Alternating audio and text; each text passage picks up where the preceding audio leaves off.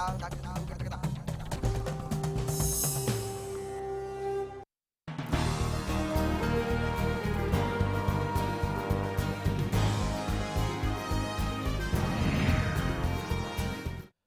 स्वागत है आपका हरियाणा न्यूज में। आप देख रहे हैं बड़ी खबर आपके साथ, मैं हूं भुवन शर्मा। शुरुआत करेंगे इस वक्त की एक अहम खबर से। प्रकाश कमेटी की रिपोर्ट के बाद सरकार एक्शन मोड में नजर आ रही है। चंडीगढ़ से बड़ी खबर आपको बता रहे हैं। यहां सरकार ने 10 डीएसपी सस्पेंड किए। इससे पहले एसडीएम पर कार्रवाई हुई, लेकिन अब डीएसपी गन्नौर के डीएसपी सतीश कुमार को सस्पेंड किया गया। इससे पहले गन्नौर के एसडीएम को सस्पेंड किया गया था। वहीं हांसी के डीएसपी संदीप मलिक भी सस्पेंड हो चुके हैं। लगातार कार्रवाई। प्रकाश कमेटी की रिपोर्ट के बाद सोनीपत के डीएसपी सुनील कुमार का भी नाम है, जिनको सस्पेंड किया गया। तो बेरी के डीएसपी जगत सिंह, जिन्हें सरकार ने सस्पेंड किया है। रोहतक से डीएसपी सुखबीर सिंह सस्पेंड हो चुके हैं।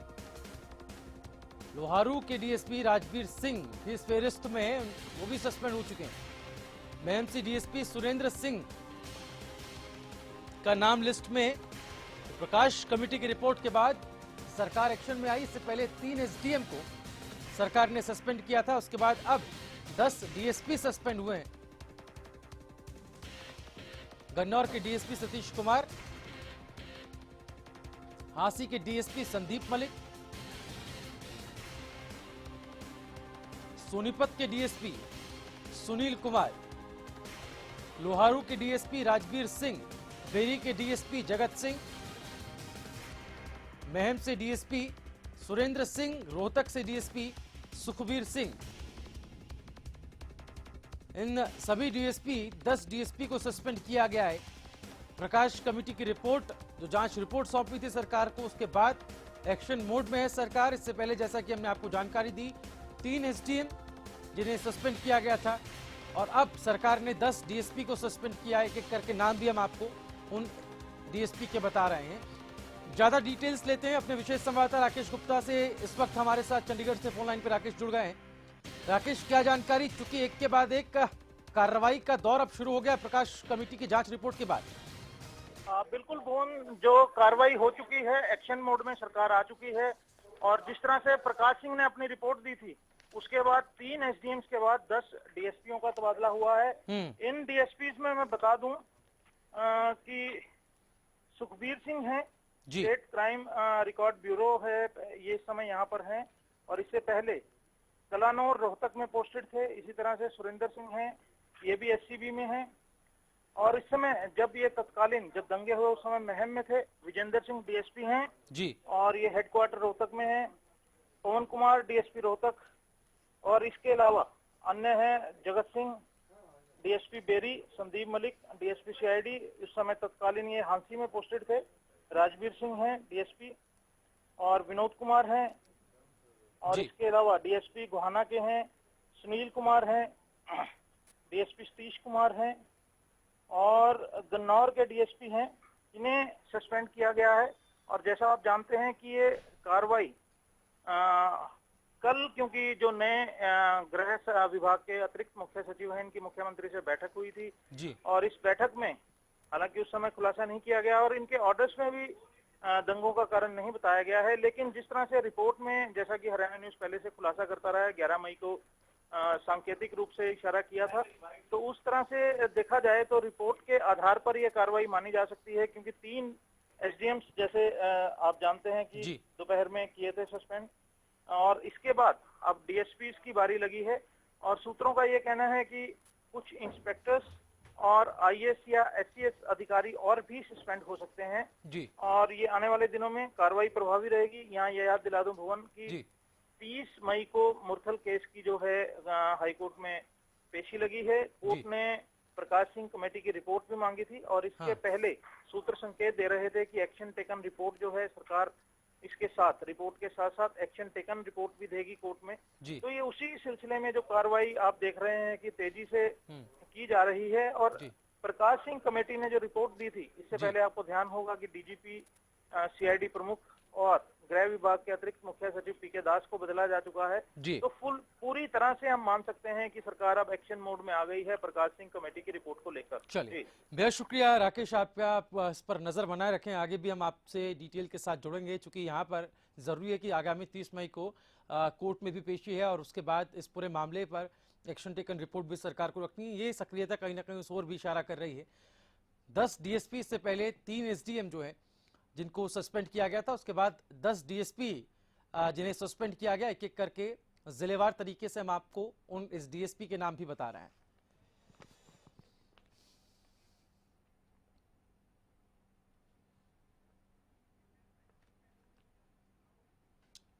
चलिए बात करते हैं बड़ी खबर की। बड़ी खबर में बात सरकार के भीतर ठेकेदारी पर ठन चुके मंत्रियों की।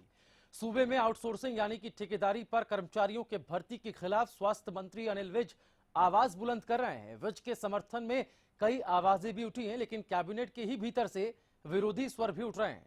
ऐसे में इस खींचतान के बीच कच्चे कर्मचारियों की किस्मत का भला हो पाएगा?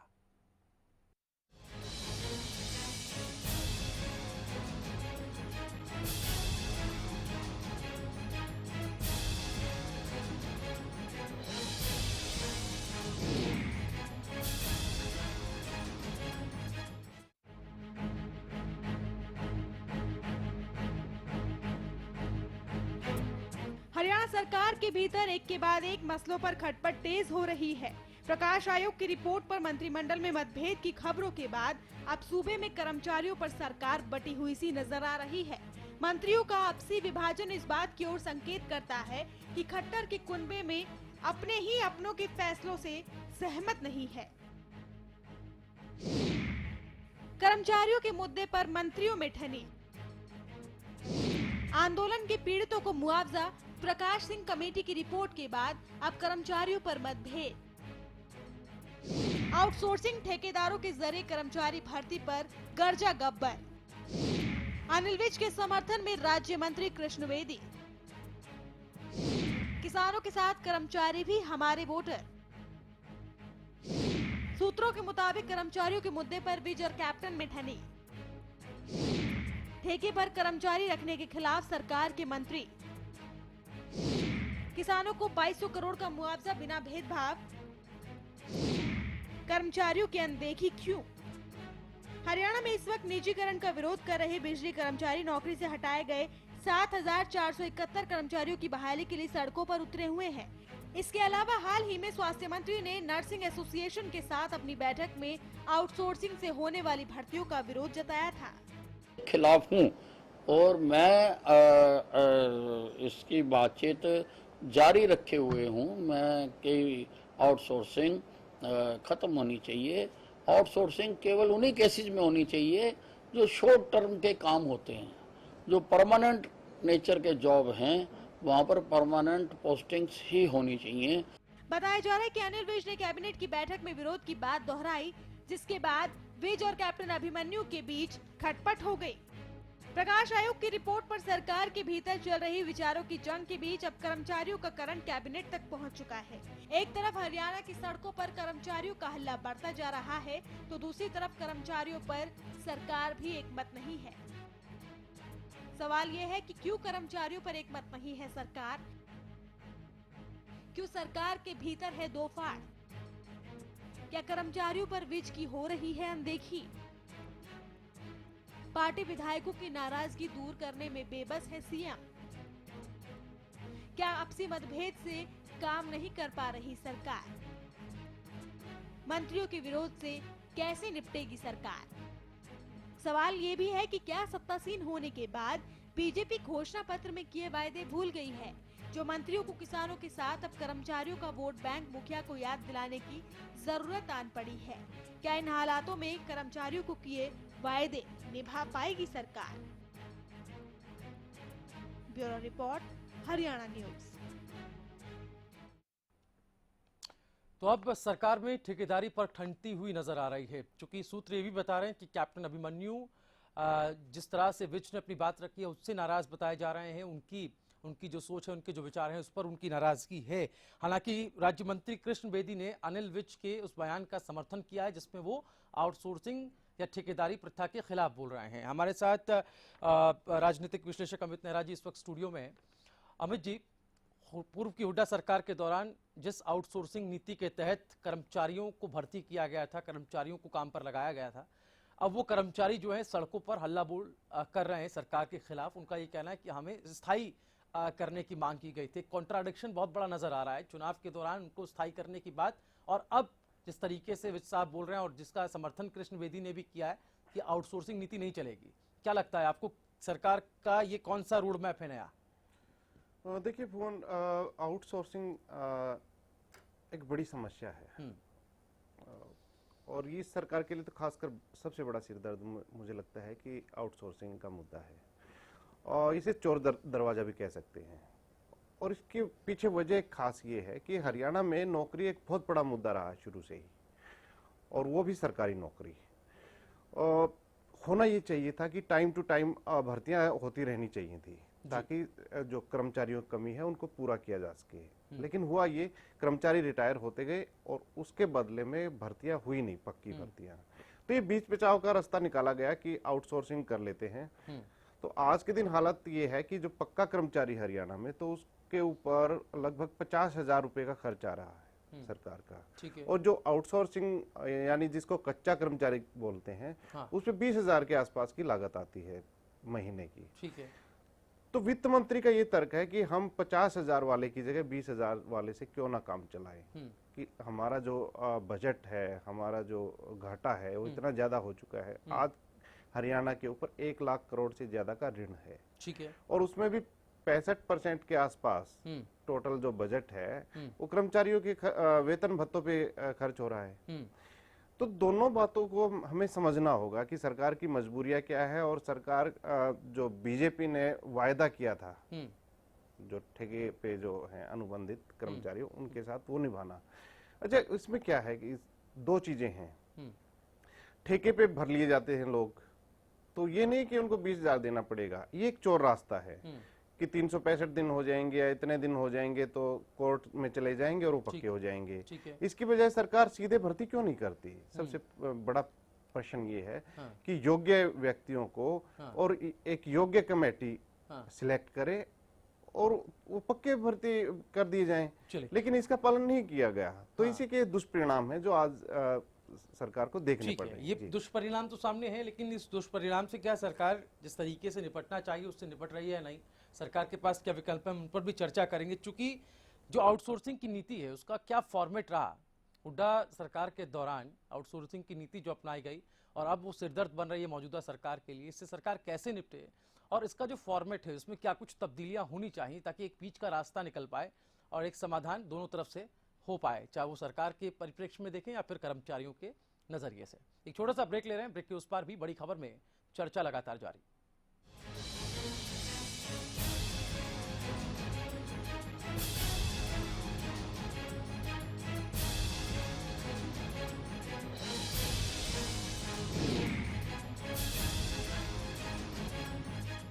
श्री गोविंद घर जैसा घी हो खाना, श्री गोविंद ही ले आना। श्री गोविंद बल बुद्धि का है भंडार, लिष्ट पुष्ट होगा परिवार। श्री गोविंद। श्री गोविंद एग मार्क शुद्ध देसी घी। खेतों में खुशहाली लाए, बोपार आए, बोपार आए। घर घर पानी पहुँचाए, बोपार आए, बोपार आए। सालों साल चलता ही जाए, बोपार आए, बोपार आए। कम वोल्टेज में भी मोटर स्टार्ट करे बेआवाज, सालों साल चलने वाला बोपार आए मोटर स्टार्टर।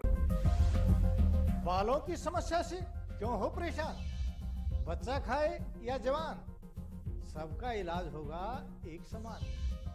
सिर दर्द और कब्ज होंगे 3 दिन में छूमंतर। न जादू न टोना, है केवल आयुर्वेदिक तंत्र। नाड़ी वैद्य हूं मैं, आयुर्वेद का कमाल देखना। ला इलाज हो कोई भी बीमारी, जड़ से होगा उसका इलाज देखना। कमजोरों के लिए बना दिया है ऐसा रसायन, खाकर उसको जीवन का आनंद देखना। देखिए कायाकल्प। सांगवान्स डिफेंस एकेडमी एयरफोर्स और नेवी में भर्ती होने का सुनहरा मौका। अपना करियर नेवी, एयरफोर्स और आर्मी में देख रहे हैं। केवल नेवी, एयरफोर्स, आर्मी पर ही फोकस रखा जाता है। डिसिप्लिन को फर्स्ट प्रायोरिटी दी जाती है, जिससे इसकी अलग पहचान है। कोच द्वारा फिजिकल की तैयारी, यहाँ हॉस्टल और मेस की सुविधा भी उपलब्ध है। ज्यादा जानकारी के लिए आप हमें संपर्क कर सकते हैं।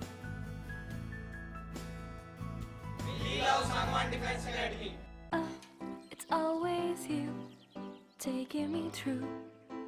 I say the same old thing with you by my side. ये क्या हो रहा है? अगर कपड़े मैंने ही गंदे किए तो मैं ही धोऊंगा ना। मेरी वजह से आपके सोफा क्यों खराब हो?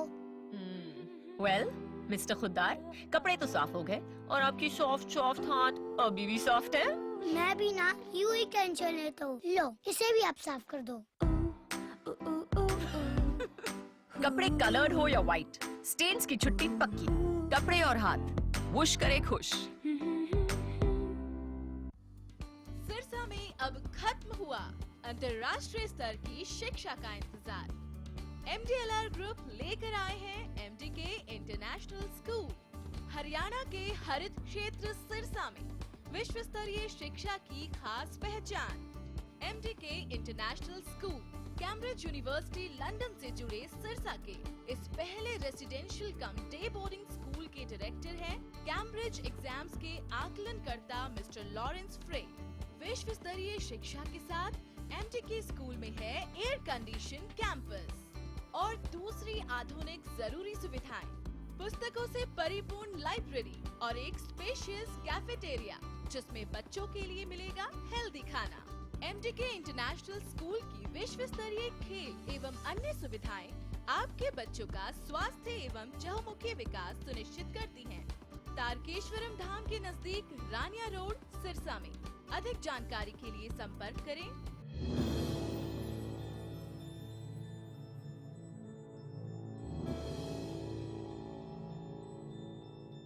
श्री गोविंद घर जैसा घी हो खाना, श्री गोविंद ही ले आना। श्री गोविंद बल बुद्धि का है भंडार, रिष्ट पुष्ट होगा परिवार। श्री गोविंद। श्री गोविंद एग मार्क शुद्ध देसी घी।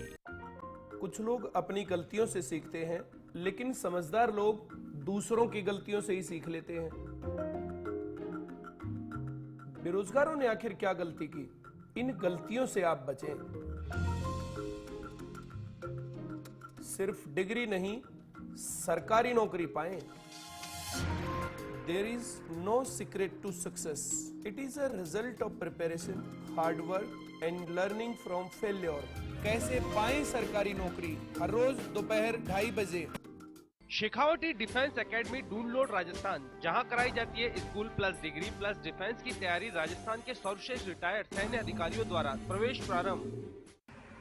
नमस्ते दोस्तों, मैं हूं संग्राम सिंह रेसलर और मैं सभी हरियाणा वासियों से गुजारिश करता हूं कि हरियाणा में पहली बार शेर हरियाणा सकल kabaddi premier league season first जो 3 जून से 19 जून तक हो रहा है, इसको बढ़ चढ़ कर देखें और खिलाड़ियों का हौसला बढ़ाएं, क्योंकि कबड्डी खेल अपना है और हरियाणा कबड्डी को आगे बढ़ाएं। मैं भी इसकी ओपनिंग सेरेमनी 3 जून को निडानी आ रहा हूं खिलाड़ियों का हौसला बढ़ाने के लिए। तो आप सब भी आइए, खिलाड़ियों के साथ साथ इस खेल को बढ़ाइए। जय हिंद।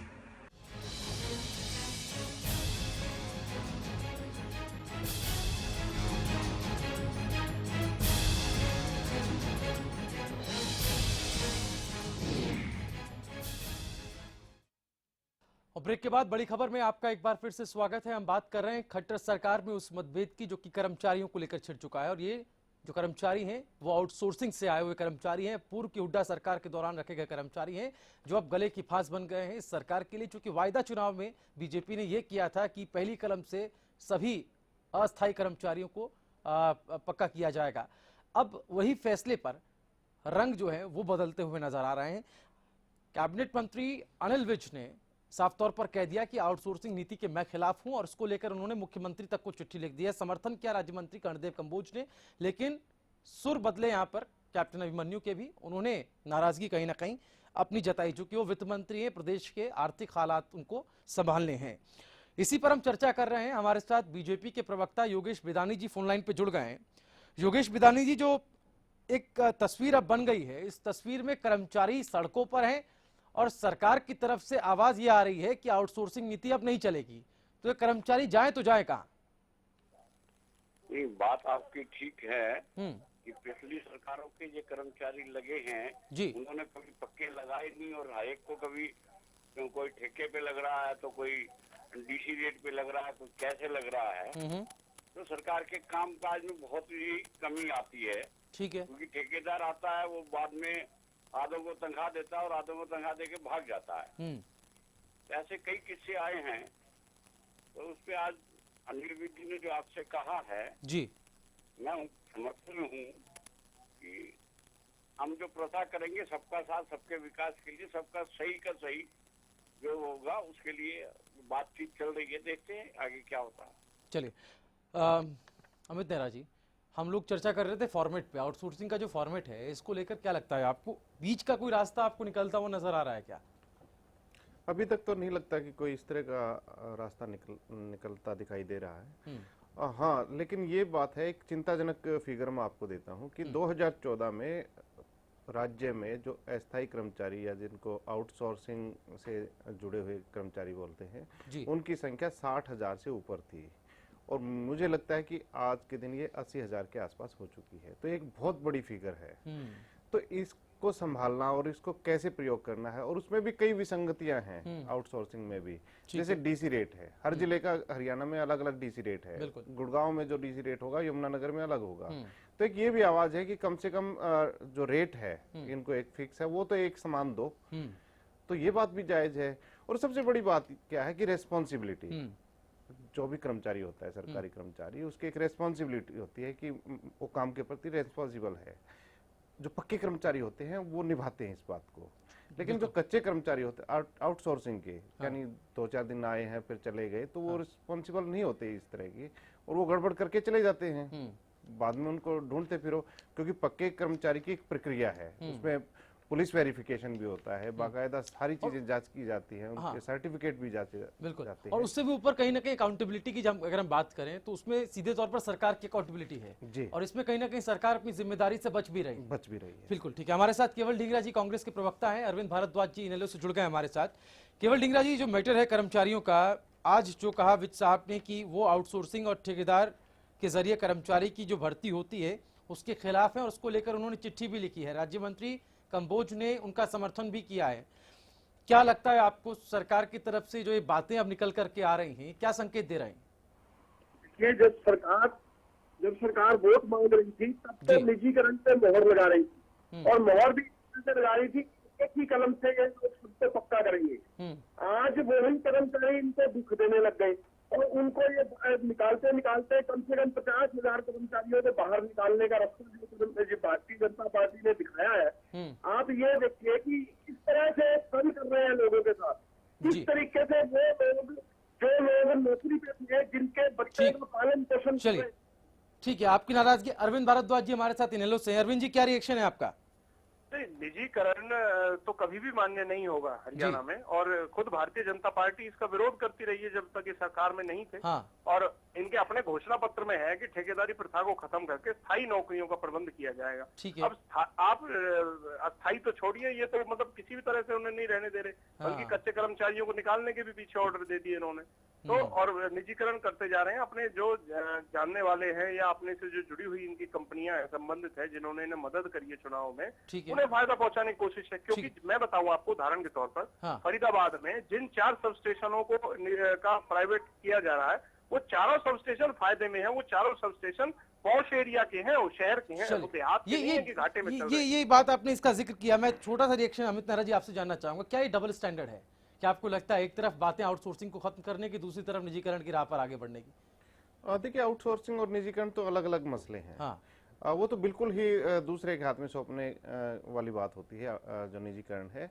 आउटसोर्सिंग का मसला दूसरा है। आउटसोर्सिंग के ये होना चाहिए कि जो भी कर्मचारी हैं उनको कम से कम योग्य कर्मचारी तो रखें, और अकाउंटेबिलिटी फिक्स करें। तो इसको और लेकर बीच का रास्ता एक निकालें कि ठीक है आप आइए, और उससे क्या है कि नौकरियों के भी अवसर खुलेंगे प्रदेश में।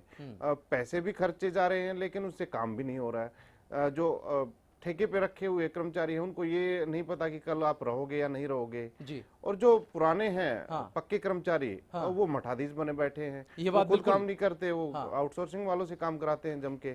तो शोषण तो हो ही रहा है, शोषण हो रहा है। बहुत शुक्रिया अमित नेहरा जी आपका, योगेश पितानी जी आपका, अरविंद भारद्वाज जी आपका भी, और केवल डिंगरा कांग्रेस से हमारे साथ जुड़े थे आपका भी बहुत शुक्रिया इस पूरी डिबेट में शामिल होने के लिए। तो बड़ी खबर में हम बात कर रहे थे कर्मचारियों की, जिसको लेकर एक स्टेप उठाया अनिल विज साहब ने। कच्चे कर्मचारी, जो आउटसोर्सिंग से आए कर्मचारी हैं, ठेकेदारी से जिन कर्मचारियों को भर्ती किया गया, उनके खिलाफ वो आ गए हैं। कहीं ना कहीं लगता है कि बहुत जल्दबाजी में सरकार जो है कदम आगे बढ़ा रही है। सरकार के कुछ मंत्री बहुत जल्दबाजी में इनिशिएटिव्स ले रहे हैं।